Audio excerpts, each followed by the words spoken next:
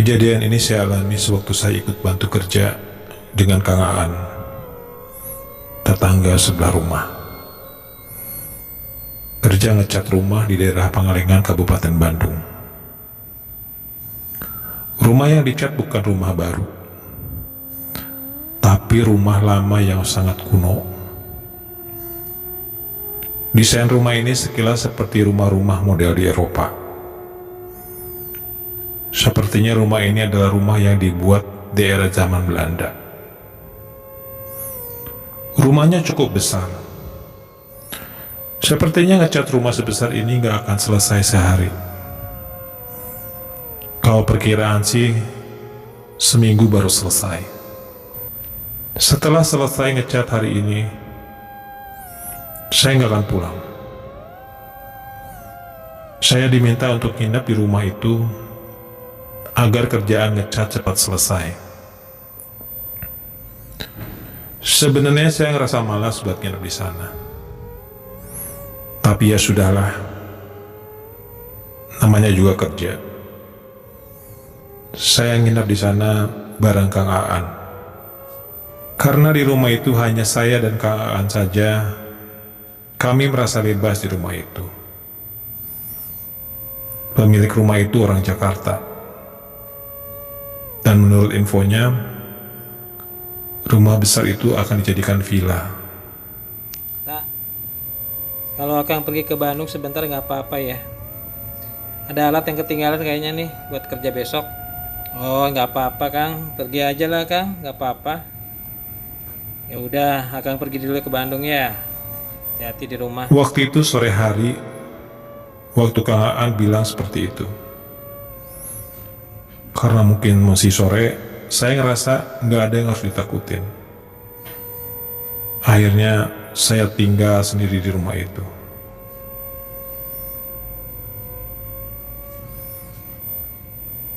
Tanpa terasa waktu berjalan, dan tibalah sore berganti menjadi malam.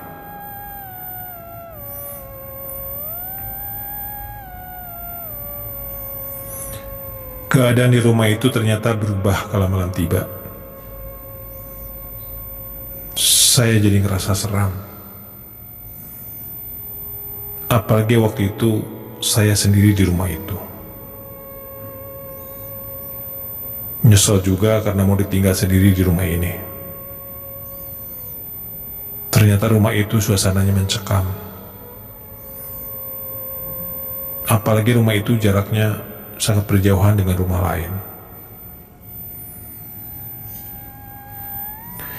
Dan gak terasa waktu bergulir terus. Tambah malam, keadaan di luar rumah bertambah gelap, dan keadaan di rumah terasa semakin mencekam. Dan sialnya, saya jadi gak bisa tidur. Hilang rasa kantuk jadinya. Waktu itu mata saya terbuka saja dan susah buat tidur. Pikiran jadi melayang kemana-mana. Dan tiba-tiba terdengar ada orang yang mengetuk pintu. Saya ngerasa senang dan pikir saya Kang Aan sudah kembali dari Bandung. Saya langsung bergegas menuju pintu sambil menyebut nama Kang Aan. Kang, Aan, tunggu bentar ya, saya buka dulu pintunya. Pas saya buka pintunya, saya merasa heran. Ternyata nggak ada siapa-siapa di depan. Saya pikir Kang Aan yang ketok pintu. Ternyata bukan. Pintu saya tutup lagi, dan saya masuk lagi ke dalam rumah.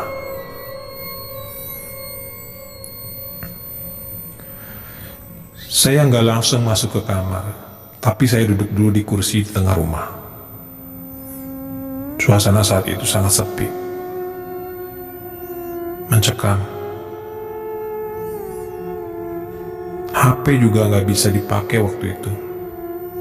Karena ya mungkin di daerah ketinggian ya, gak ada sinyal HP. Saya pikir andai saja ada apa-apa, saya gak bisa telepon ke Kang Aan. Dan tentu sebaliknya, Kang Aan juga gak akan bisa telepon saya.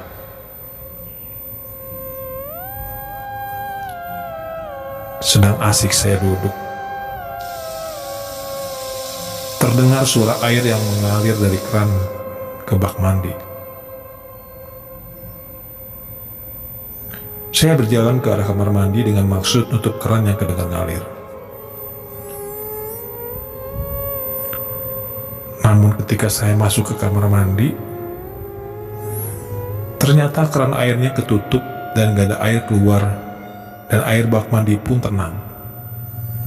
Yang artinya gak ada air yang turun dari keran. Ngelihat itu saya kembali jalan balik ke arah kursi. Saya kemudian duduk kembali di kursi ruangan di tengah. Saya ngerasa heran dengan kejadian itu, karena suara air tadi sangat jelas dan nyata. Saya coba untuk gak mikirin hal itu, karena semakin dipikir, rasa takut malah semakin datang. Saya baring-baring di kursi sofa tua yang ada di ruangan tengah. Dan sekali lagi, sedang asik baringan, tiba-tiba ada orang yang memanggil saya dengan suara yang jelas. Tak, Karta. Seperti suara Kang Aan yang teriak-teriak.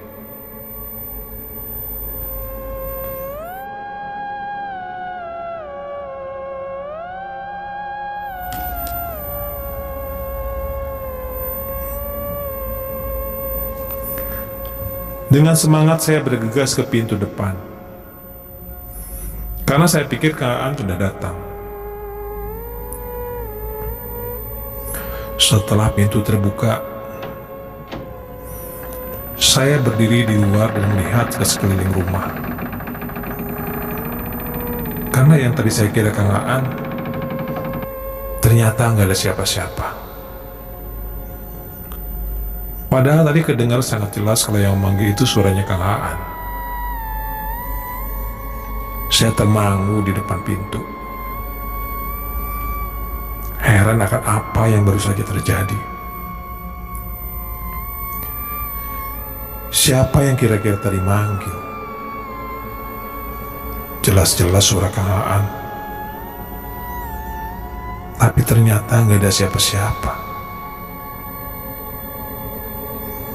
Jangan-jangan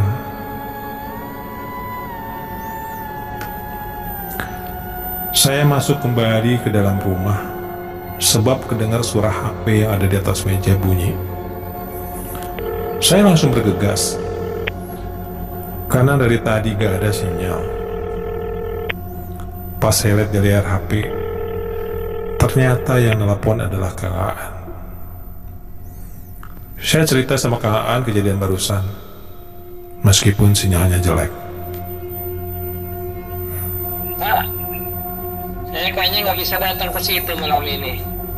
Suara Kang Aan nggak jelas kedengar, putus-putus, karena sinyal di sini memang jelek. Dan keadaan di rumah itu semakin malam, tambah terasa semakin seram. Saya pindah dari ruangan tengah, lalu masuk ke kamar. Saya coba mau tidur, meski saat itu sama sekali nggak terasa ngantuk. Tapi ya siapa tahu, kalau dipaksain baringan, akhirnya bisa tidur. Tapi meski coba untuk tidur, tetap saja mata nggak mau terpejam. Selagi rebahan sambil lihat plafon kamar, tiba-tiba terdengar ada suara perempuan yang menangis. Menangis seperti dirudung sedih.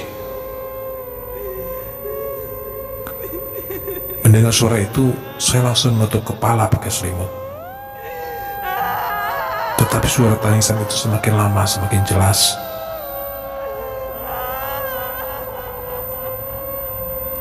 Meski dengan rasa takut, saya coba turun dari kasur, terus mencoba jalan ke arah kamar. Pintu saya buka secara perlahan. Saya intip dari celah pintu yang saya buka sedikit. Suara tangisan itu lalu berhenti. Dan ternyata di luar sekitar kamar gak ada siapa-siapa. Setelah tahu gak ada siapa-siapa, saya kembali ke kasur dan duduk di pinggir kasur, mencoba berpikir dan mencoba untuk tenang. Baru saja saya duduk, terdengar di luar seperti ada suara langkah kaki, seperti yang sedang berjalan. Kali ini saya nggak coba untuk buka pintu. Keberanian saya hanya terbatas sekedar intip keadaan di luar melalui lubang kunci di pintu kamar. Dan ternyata tetap saja, di luar kamar ternyata nggak ada siapa-siapa. Dan suara langkah sepatu itu nggak terdengar lagi.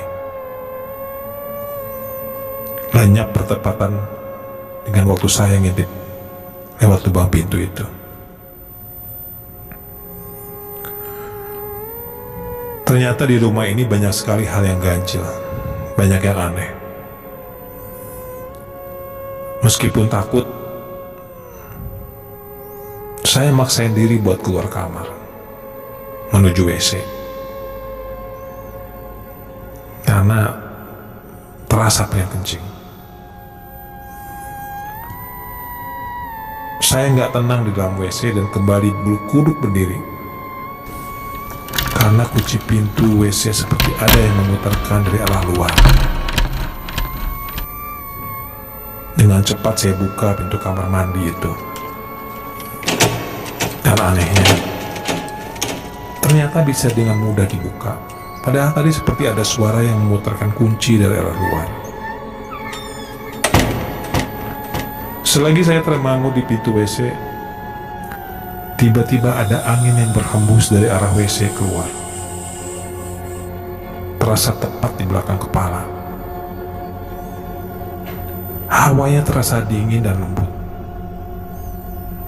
Saya coba untuk melihat ke belakang, meskipun dengan rasa takut ke arah datangnya angin itu. Ketika saya membalikkan kepala, saya kaget luar biasa. Ternyata di atas bak ada seorang perempuan yang sedang berdiri. Jelas sekali sosok perempuan itu. Meski lampu di kamar mandi remang-remang, namun terlihat muka perempuan itu menatap ke saya dengan rambut terurai menutup wajahnya. Seperti dihipnotis, saya seketika mendekat ke arah sosok perempuan itu. Dan sosok itu bicara ke saya.